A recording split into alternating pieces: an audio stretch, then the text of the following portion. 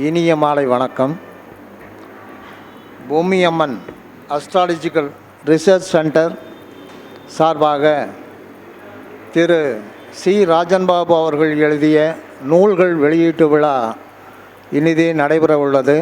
வாழ்த்துரை வழங்குவதற்காக வேலூரிலிருந்து வந்திருக்கிற ஜோதிடர் அன்பர் MS மணி அவர்களை மேடைக்கு அழைக்கிறோம்.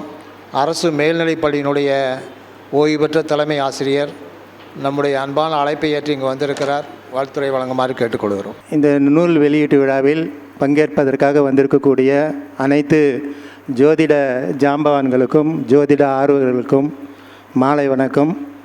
ఎందరో మహానుభావులు అందరికీ వందనములు. சிறப்புமிகு இந்த கூட்டத்தின் வழியாக, இப்படிப்பட்ட அரங்கத்தின் வழியாக இதற்கு முன்னர் எத்தனையோ அருளாளர்கள் நல்ல கருத்துக்களை எல்லாம் கொடுத்திருப்பார்கள். அவர்களுடைய பொற்பாதங்களை தொட்டு வணங்கி என்னுடைய உரையை நான் நிகழ்த்துகின்றேன்.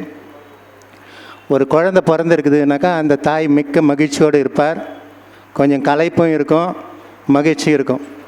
ஒரு குழந்தை பிரசவித்தாலே அந்த மகிழ்ச்சி இருக்குது அப்படின்பொழுது 3 குழந்தைகளை இவர் பிரசவித்து களைப்புடனும் அதே சமயத்தில் மிக்க மகிழ்ச்சியுடனும் பிளிஷ் என்று சொல்வார்கள். ஸோ டோட்டல் ஹாப்பினஸுக்கு பேர் பிளிஷ். ஸோ அப்படி அமர்ந்திருக்கக்கூடிய CRB சார் அவர்களுக்கு நெஞ்சார்ந்த வணக்கத்தையும் நன்றியும் நான் தெரிவித்துக் கொள்கின்றேன். ஸோ இந்த அளவுக்கு நான் இங்கே முன்னாடி நின்று பேசுகிறேன் அப்படின்னாக்கா அதுக்கு முழுக்க முழுக்க காரணம் அவர் தான். ஸோ அவர் இல்லை அப்படின்னாக்கா நான் இந்த அளவுக்கு எந்த கருத்தையும் வெளிப்படுத்த முடியாதுங்க. திருவள்ளுவர் என்ன சொல்லியிருக்காருன்னாக்கா, ஈதல் இசைப்பட வாழ்தல் அது அல்லது ஊதியம் இல்லை உயிருக்கு.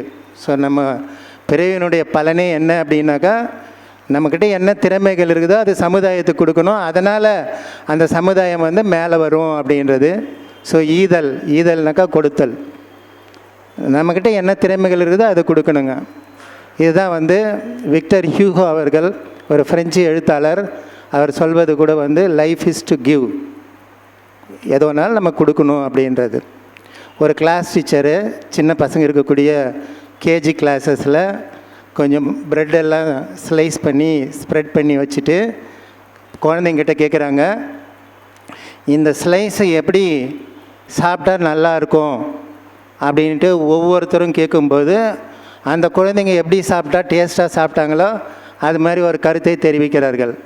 ஸோ இதில் வெண்ணெய் தடவி சாப்பிட்டா நல்லாயிருக்கும் மிஸ், இதை ப்ரெட்டு டோஸ்ட் பண்ணி சாப்பிட்டா நல்லாயிருக்கும் மிஸ், ப்ரெட்டையே முட்டை ஆம்லெட் போட்டு சாப்பிட்டா நல்லாயிருக்கும் மிஸ், ஒரு குழந்தை மட்டும் ஷேர் பண்ணி சாப்பிட்டா நல்லாயிருக்கும் மிஸ், ஹாப்பியாக இருக்கும் மிஸ்.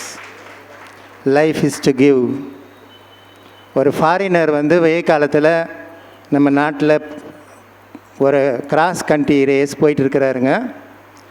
ஸோ ஃபாரினர்னால் எப்படி போவார் வெயில் காலத்துலேன்னு தெரியுங்க. ட்ரெஸ் அரைக்குறையாக தான் இருக்கும், ஃபுல் காஸ்டியூமில் போக மாட்டார், கேஷுவலாக போவார். ஒரு கிராஸ் கண்ட்ரி ரேஸ் மாதிரி அது சைக்கிளில் போயிட்டுருக்கிறாருங்க. அங்கே போயிட்டு இருக்கும் பொழுது ஒரு ஸ்மால் க்ரௌடு இருக்குது அந்த ஒரு வில்லேஜ் பக்கத்தில். பார்க்கும்போது என்ன சொல்கிறாங்க அப்படின்னாக்கா, அங்கே இருக்கிறவங்க லோக்கல் பீப்புள் பேபி ஃபால்ஸ் அப்படி சொல்கிறாங்க. அவர் என்னடா வெய்காலமாக இருக்குது ஏதோ ஃபால்ஸுன்றாங்களே, இந்த பக்கம் ஃபால்ஸ் எதனா இருக்குதா அப்படின்னு சுற்றி பார்க்குறாரு. எந்த ஃபால்ஸும் கண்ணுக்கு தெரியலைங்க. அப்புறமா என்னன்ற சொல்லும்போது ஒரு ஸ்மால் பேபி ஃபால்ஸ் இந்த வெல் அப்படின்னு சொல்கிறார். ஓ, அப்போ தான் அவர் அந்த கிரவுண்ட் ரியாலிட்டி என்னதுன்னு புரிஞ்சுக்கினார். ஒரு குழந்தை கிணத்துக்குள்ளே விழுந்து இருக்குது அப்படின்ட்டு உடனே அவர் ட்ரெஸ் எல்லாம் கழட்டி போடுறாரு.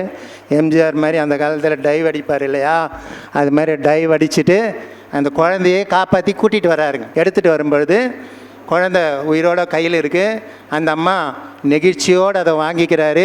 இவர் பேசுகிற லாங்குவேஜ் அவருக்கு தெரியல, அந்த அம்மா பேசுகிற லாங்குவேஜ் இவர் தெரியல. Don't worry, your baby safe அப்படி சொல்கிறார் அவர். மகாராஜா நீ ரொம்ப நல்லா இருக்கணும்பா, குழந்தை குட்டியோட சந்தோஷமாக இருக்கணும்பா அப்படின்ட்டு ஒரு எக்ஸ்பிரஷன் மட்டும் 2 பேருக்கும் வருதுங்க. ஸோ அந்த ஷேர் பண்ணி பார்த்துட்ட பிறகு குழந்தைய மதர்கிட்ட ஹேண்ட் ஓவர் பண்ணிவிட்டு திரும்பி பார்க்குறாரு. திரும்பி பார்க்கும்போது அவருடைய சைக்கிள் இல்லை, அவர் போட்டுட்டு இருந்த காஸ்டியூமும் இல்லை. நேற்று ஒருத்தர் மைக்கை கூட்டி ஆர் யூ ஹாப்பி நவ் அப்படின்ட்டு கேட்குறாரு. Yes, I am double happy. I have saved one baby. I have helped one poor Indian. That's why I am double happy. Life is to give. வாழ்க்கையில் கொடுக்கணும் அப்படின்றது உங்களுக்கெல்லாம் தெரியும். ஸ்டீஃபன் ஹாக்கிங் காலம் பூரா wheel சேர்லேயே இருந்தார். கடவுள் நம்பிக்கை இல்லாதவர். பட் யூனிவர்ஸ் பற்றியும் கிரகங்கள் பற்றியும் கம்ப்யூட்டர்லேயே ஃபீட் பண்ணி பிரிண்ட் அவுட் எடுத்து புத்தகமாக தந்திருக்கிறார்.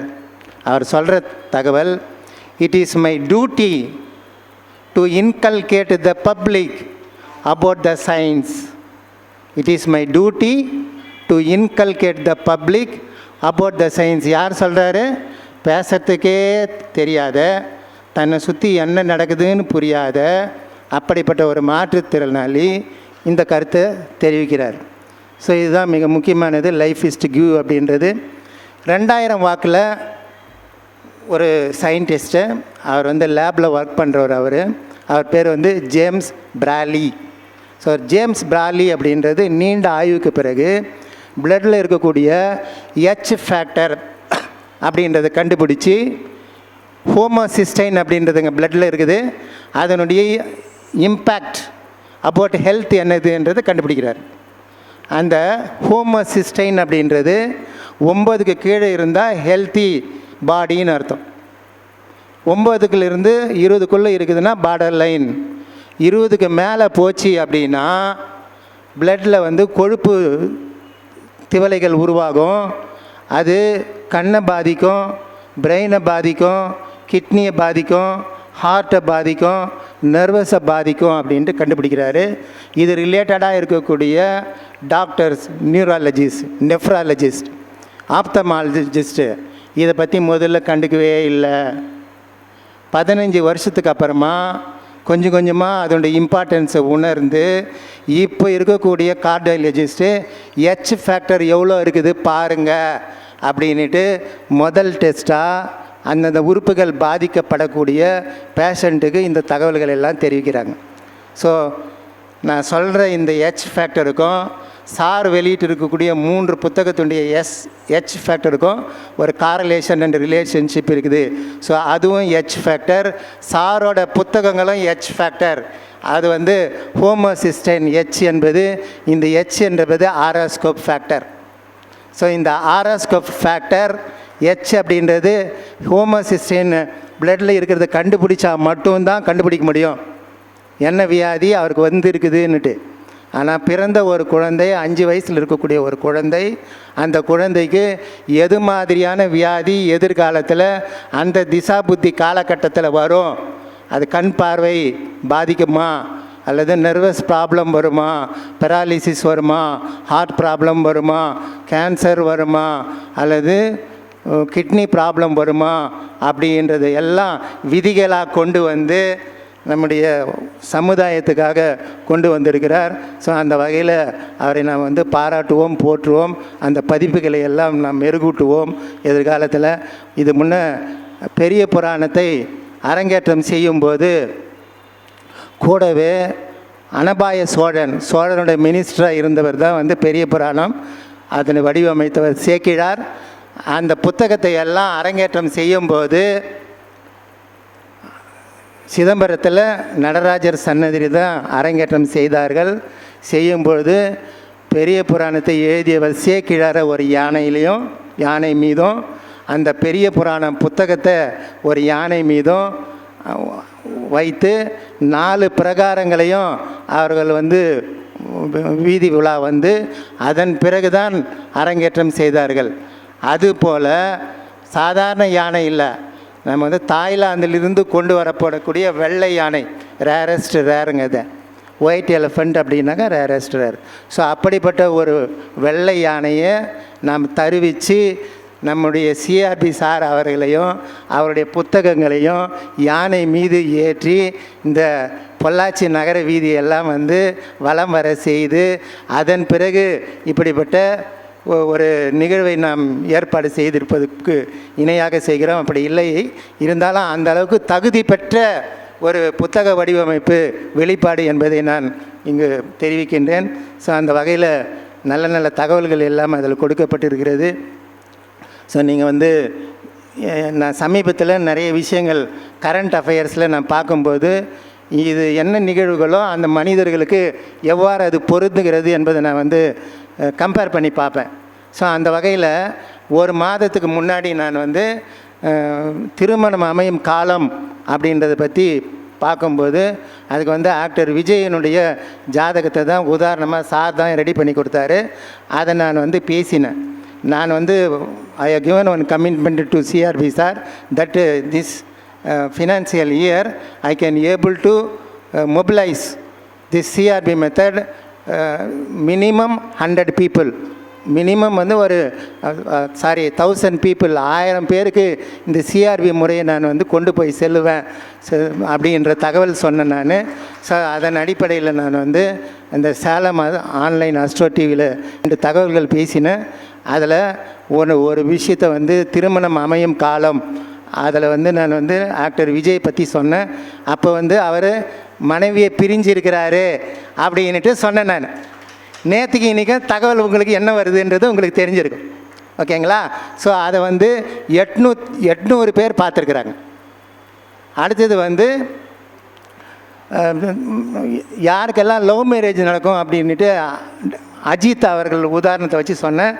அதை வந்து 350 பேர் பார்த்துருக்குறாங்க. ஸோ நம்ம எதிர்பார்த்தது 1000 பேரை ரீச் பண்ணணும் அப்படின்னு சொன்னோம். ஸோ சிஆர்பி அதையும் தாண்டி 1150 பேரை வந்து ரீச் பண்ணியிருக்குது அப்படின்ற ஒரு நல்ல தகவலை நான் இங்கே பதிவு செய்கின்றேன். ஸோ இப்போ வந்து ஓரளவுக்கு இந்த புத்தகத்தில் தேவையான கருத்துக்கள் எல்லாமே அவர் வந்து கொடுத்துருக்கிறாரு. பெரிய புராணத்தை எழுதும்பொழுது அடி எடுத்து கொடுத்தாராம். கடவுளே அடி எடுத்து கொடுத்தார்.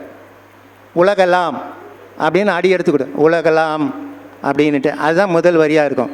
எனக்கு என்னவோ சாருக்கு வந்து ஜோதி அப்படின்ட்டு இறைவன் வந்து அடி எடுத்து கொடுத்துருப்பாருன்னு நினைக்கிறேன். அதனால தான் அவர் வச்சிருக்கக்கூடிய 64 நாயனர்களே 63 தான். ஆனால் இவருடைய படைப்புகள் வந்து 64. அதில் முதலாவது வந்து ஜோதிடர்கள் எப்படி உருவாகிறாங்க அப்படின்றது. ஸோ முதல் வந்து ஜோதி, அது இறைவனே அந்த வரியை எடுத்து கொடுத்துருப்பார் அப்படின்ட்டு நான் நினைக்கிறேங்க நான். ஸோ அதனால் அவரும் ஒரு வகையில் 64வது நாயனாராக தான் நம்முடைய கண்முன் இருக்கிறார். எனவே சிஆர்பி சார் அவர்களே, நீங்கள் நீண்ட காலம் நீண்டு வாழ வேண்டும். வானம் தீண்டும் தூரம் வளர்ந்து வாழ வேண்டும். 8 திக்கும் புகழ வேண்டும். எடுத்துக்காட்டாக இருக்க வேண்டும். நிலவு தாளில் உங்களுடைய பெயரை, சிஆர்பி பெயரை எழுத வேண்டும் என்று உங்களை வாழ்த்துவதற்கு வயதில்லை என்றாலும் என்னுடைய விருப்பத்தை தெரிவித்து இடம் சார்கிறேன். வாய்ப்புக்கு நன்றி ஐயா. உங்களுடைய படைப்புகள் எல்லாமே வருங்காலத்தில் யூனிவர்சிட்டியில் ஒரு சிலபஸாக வச்சு அது படிக்கக்கூடிய அளவுக்கு அடுத்த லெவலுக்கு அது செல்லும் என்ற என்னுடைய கருத்தையும் பதிவு செய்து இடம் சார்கிறேன். Thank you sir.